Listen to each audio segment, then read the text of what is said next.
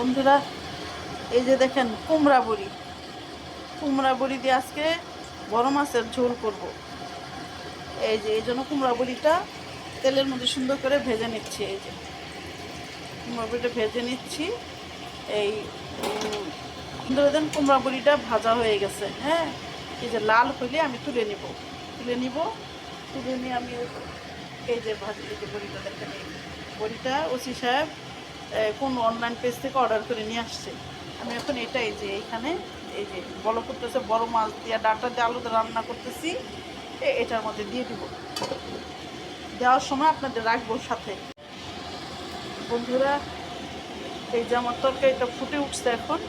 আমি এখন এই যে আরেকটা চুলা এটা দিছিলাম, বড়িটা এখন এই তেলটা ছেঁকে এই দিয়ে দিচ্ছি। এই যে দিয়ে দিচ্ছি। এই যে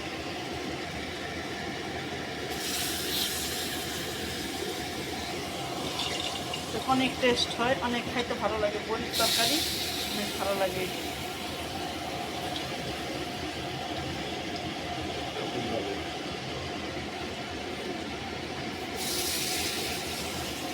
দিয়ে দিলাম সবগুলো বড়ি।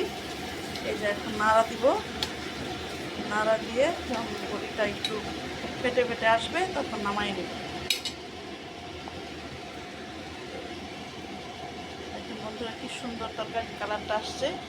তো আপনারাও বাসায় এরকম রান্না করে খাবেন, ভালো লাগে খুব। বড়ির তরকারি গরমের দিন ভালো লাগে খেতে, কুমড়া বড়ি। তো ঠিক আছে বন্ধুরা, আসসালামু আলাইকুম।